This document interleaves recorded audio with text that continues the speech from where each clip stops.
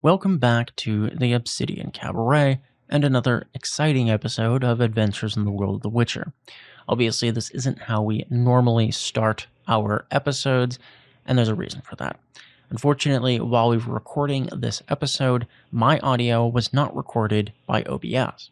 Unfortunately, the software I use was updated and unlinked itself from OBS, and I did not notice during our initial sound check and setup because the players could hear me fine. In order to try and salvage the episode, I needed to do a lot of editing and also re-record my part as best I could. So these episodes are going to be a little different than normal. You also might notice a few moments where the player's reaction to something does not necessarily match exactly what my voiceover recording says, because since we recorded this a while ago and I'm kind of trying to fill in the blanks as best I remember it, I didn't necessarily, of course, get it right verbatim from what I said during the actual session. So a few of the reactions may not necessarily line up quite as well as hoped.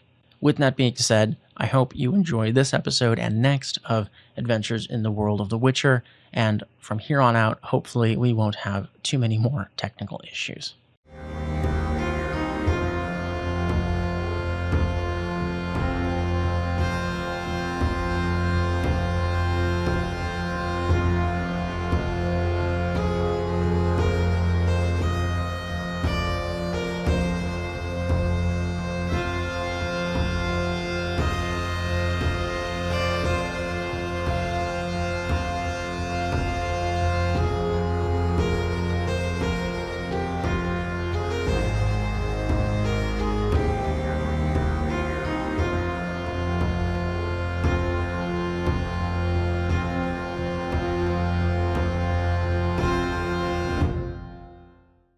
Previously on our adventures in the world of The Witcher, desperation sparked an escape plan as the group scrambled to break free from their captors.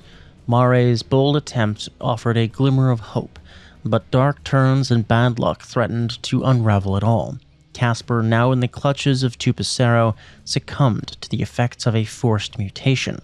Meanwhile, Opheia's critical misstep left the plan exposed. She now lies unconscious, bleeding internally, with Kilton stunned beside her. Time is running out, and safety feels farther away than ever. That recap wasn't nearly as pessimistic as I would put it. Up shit creek, no paddle.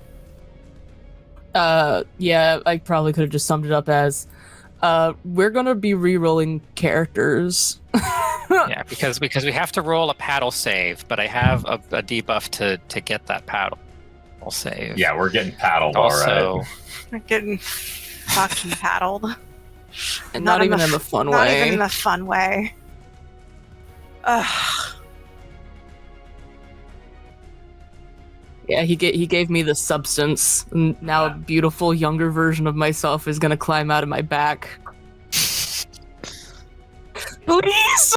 He turns you into Margaret Qualley.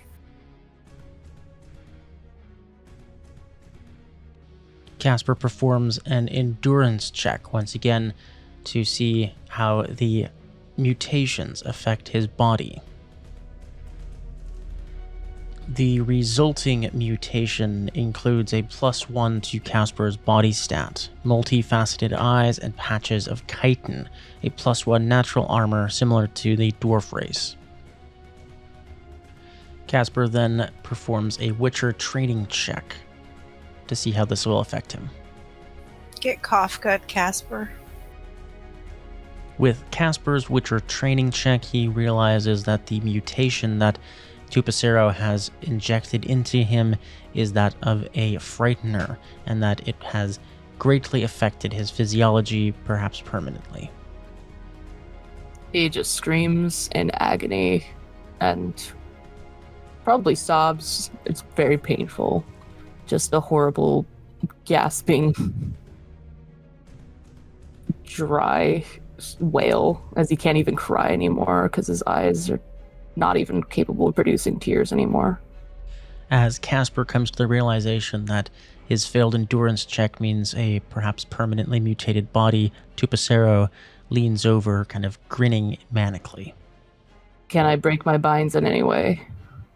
As Kaspar's body is racked in agony as it is mutated, he is overwhelmed with adrenaline and rage and feels like he may be able to break one of the restraints if he musters the strength to do so.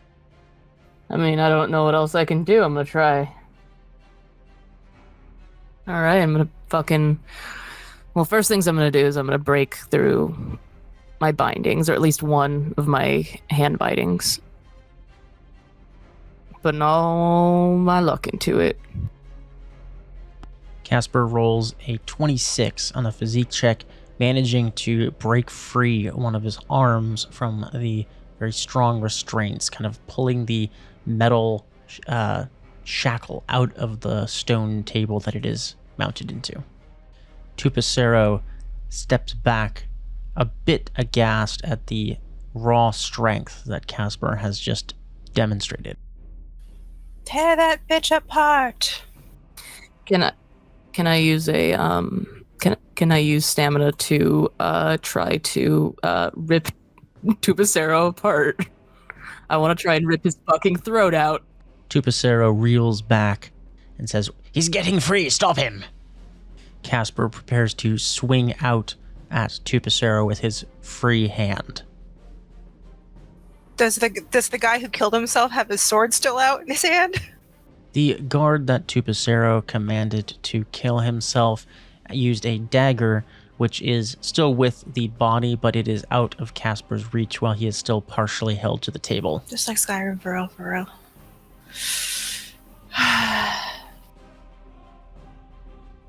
There's daggers, creepy guys, segmented eyes. Hey, that's the name of the episode. Creepy guys, segmented eyes. Kaspar rolls a 19 on his brawling check as he swings out with his free arm towards Tupacero. As Kaspar begins to regain his senses a bit, he realizes that the mutation, his adrenaline, and his rage have given him a sort of fury-like state of a temporary bonus, including +3 melee damage, +3 vigor threshold, and a +10 hit points. As Kaspar lashes out towards Tupacero, he grimaces and says, "Calm yourself, you beast. You're more useful to me alive, and I don't want to have to put you down." Kaspar begins to see a almost glimmer of fear in Tupacero's eyes as the swing reaches out towards him. Oh no. It's the consequences of your actions, Chupacabra. What are you gonna do? Tupacero rolls a 18, just barely not enough to avoid the strike from Kaspar. Is that just flat damage, or does it go to any part of the body? Kaspar's strike does in fact need to be rolled on the hit location table. Please roll the head. I want you to... His soft baby head. Rolling on the hit location, Kaspar aims for the left leg. Ah, damn. Kaspar's strike does 13 damage, halved to Tupacero's leg. As the strike hits Tupacero's leg, he cries out saying, "Ah, damn you, you freak." With that, Kaspar has struck Tupacero. He is nearing being freed and notices that there is at least one sword on the deceased guard. He is preparing to fight next round. Grab a sword and start swinging. With that, it is Mare's turn now. Oh boy. Clowns to the left of me, Jokers to the right. Here I am in the middle with 12 stamina. Beats me stuck in the middle with 2. Yeah, it really does. This guy is about to bust the door down. This guy is beating Kilton in. This guy's prone and on fire? Or just prone? At this point, he is prone. He has extinguished the flames. Doused himself? Let's see. Okay. I can't see. Clarice is still in the Husgau, and Slendarian is trying his best. Okay. I recapped the situation for myself. I'm going to open this door and make this man's head a raisin. Or shit. I do not want him getting anywhere near me. I will recover when there's less people near me. Alright. Same thing as before. Targeting the head. So -6 to Anyalic.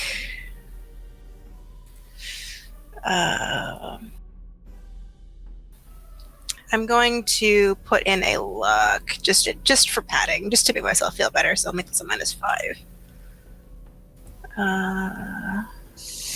That's my amulet and my constellation. Let's go. Resist magic 17. As the guard bursts the door down, he is struck by the magic. He attempts to resist it, but with a 14, he fails. Okay.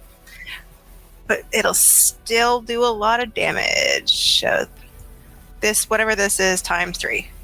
As the guard begins to feel the moisture evaporate from his skin, Mare deals 15 points of damage, tripled to his head. He begins to scream in agony as his flesh withers and mummifies. The guard's scream is caught in his throat as there's no moisture left in the muscles to make any noise. His body begins to slump as he starts to kind of fall backwards from the doorway. He staggers back. I grab him by the collar and yank him forward so he doesn't fall outside this door. To do this, Mari must do an athletics check. Oh boy. Okay.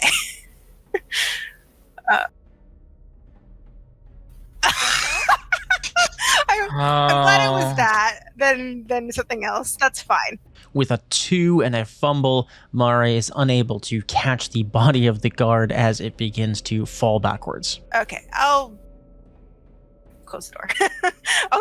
I'll get him in a second. Okay. Can I just take 3 stamina and lock the door? Yes, Mari, as an extra action, decides to lock the solid fortress prison door. Yeah, I'll just lock it. So that's me at 3 stamina. Oh boy, I need to spend a couple actions recovering, guys. I'm sorry. Just don't get ganked. Yeah, that's fine. I'll just move into the corner out of this guy's. I don't know. I can't even move out of this guy's line of sight. But he's prone, so he has to stand. Cannot get to me. The other guy, I can't do anything about. With that, it's the conclusion of Mare's turn. It's now Kilton's turn, who also needs to perform a stun save in order to no longer be unconscious. Well, let's do this. Stun. How do I get back up again? Kilton will have to pass a stun save in order to do so. Right. I'm at 0. Okay. Right. Kilton's stamina has run out, so he is stunned and has to make a saving throw. Oh, saving throw. Right. I was like looking for stun. Unfortunately, with a 7, Kilton remains stunned. However, he does still recover some health from the spell that Mare cast on him previously. Nice. Yes. All right.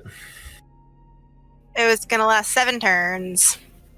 After Kilton's turn, it is now the soldiers' turns, who are all going on the same initiative order. Hopefully these guys deal with Endarian first. And indeed, the first guard is going to stand up from prone, and then is going to fire his crossbow at Lindarian. The crossbow attack is a critical for 27. Did he? Oh no! Oh no! I feel bad, but I don't feel that bad. Okay, I feel a little bad. Lindarian then attempts a dodge escape from the crossbow bolt, rolling a respectable 21, but still not enough to avoid taking damage. Does that mean it's not a crit? The attack beat Lindarian's defense by 6, so it is not a critical. Yay! The attack deals 14 points of damage, but since Lindarian is still wearing his doublet, it absorbs some of the damage, so he takes a total of 6 to the torso. Lindarian reels back from the attack, gasping. He exclaims to the group, "I'll continue fighting the best I can, but I don't know how much longer I've got." Oh no! Poindexter. The next guard begins moving past the prone Kilton towards Mare, wielding a heavy cudgel. No! As the guard rushes in, he goes to swing at Mare. I have high dodge escape now. The guard swings in towards Mare's torso with a total of 23. Okay, this is what I was saving my luck for. I'm going to dodge escape with 2 luck added. Let's make that 3.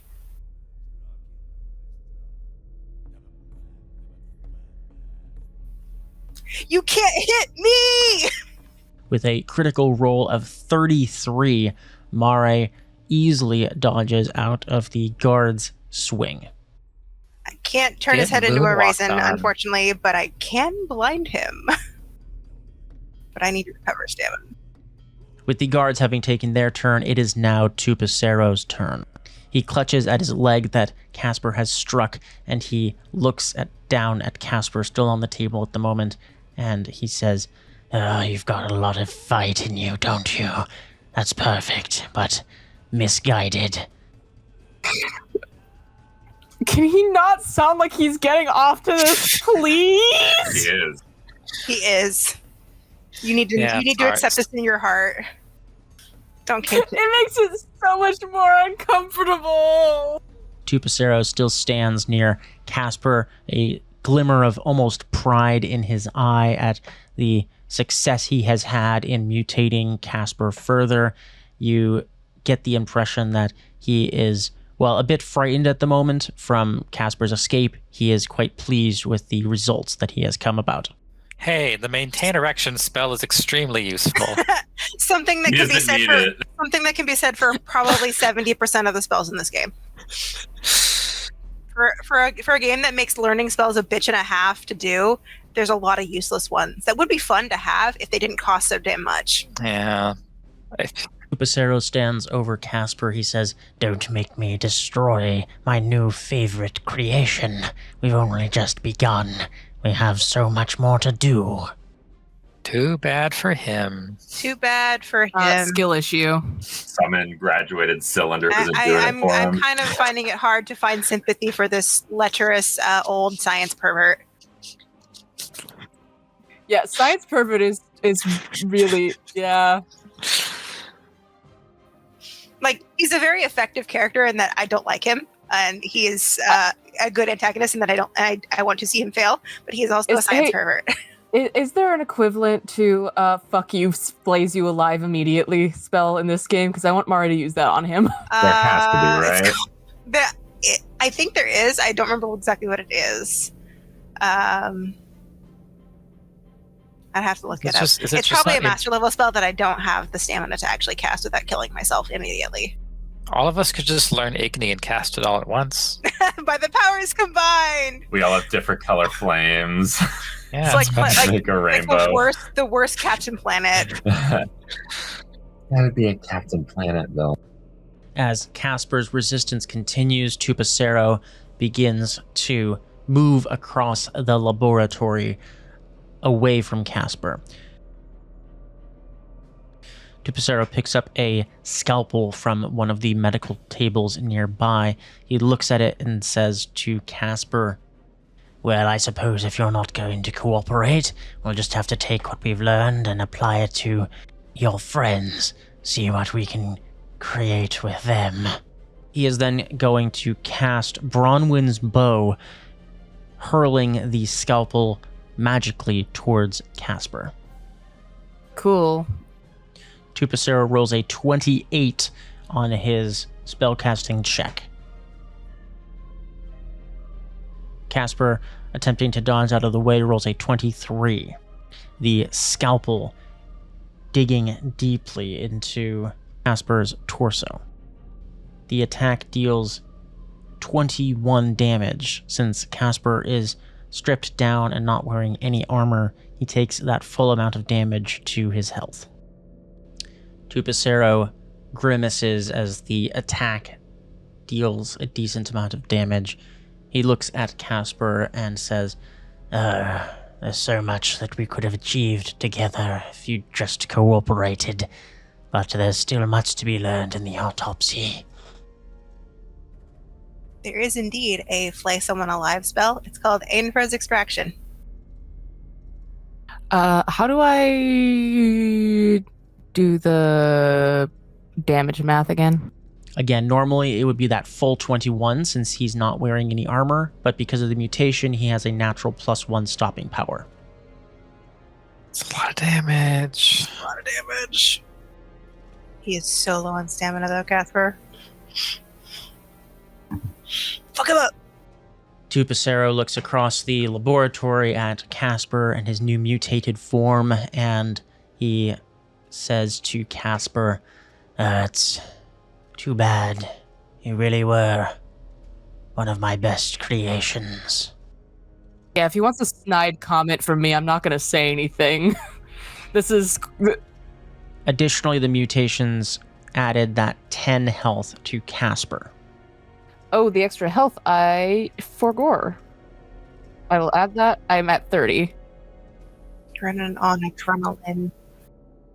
Then the guard that I forgot is going to take his turn and essentially just stand up. And it will be the other mages, Lindarian and Clarisse's turn. Lindarian, still reeling from the crossbow attack, is going to run across the prison to Clarisse's jail cell. Is he trying to get Clarisse out? Indeed, Lindarian is going to unlock Clarisse's cell and is then going to try and cast Enye at the remaining guard here. With a critical 30 on his attack, he succeeds. But he makes it. Come up, Lindarian.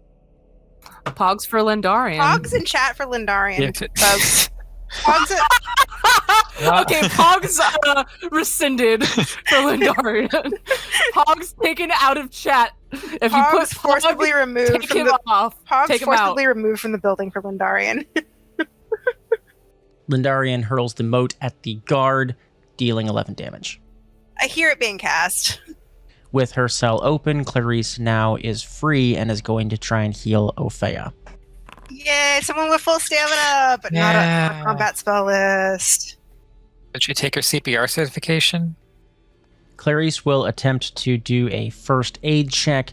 There are quite a few first aid checks that are required to fully treat Opheia, but Clarisse is going to get started. Oh, this is going to take a while. Rushing from her cell, Clarisse immediately begins to apply first aid to Opheia's wounds and rolls a critical 32 on her first aid check. Hell yeah! Wow. Give her 2 with that. Give her 2 with that. Pogs relocated Reallocated to Clarisse in chat. Pop off queen. Because Clarisse's first aid check was such a success, I believe in this case I counted it as 2 first aid successes. Yay, because I was going to kill you. Yeah. At this point, Opheia is still suffering from a number of deadly wounds. I have the concussion and sepsis marked. You got your bell wrong, and not in a fun way. Indeed, at this point, Opheia, while slightly more treated, is still in quite a bad situation with the amount of injuries she has sustained. Let me finish adjusting my things, because that'll affect -1 to int will, reflex dex. As Opheia figures out the current negative modifiers affecting her, it is her turn. She now again needs to do another stun save to try and be brought back around to consciousness and be able to recover stamina. Oh, she's having a rough time. She's having a rough time. Unfortunately, with an exploding critical failure for Opheia's stun save, she remains stunned for the time being and is still losing health from the internal bleeding. Actively losing health. With that, it is the end of the round and where we wrap up for this session. We pick up at the top of the next round next time.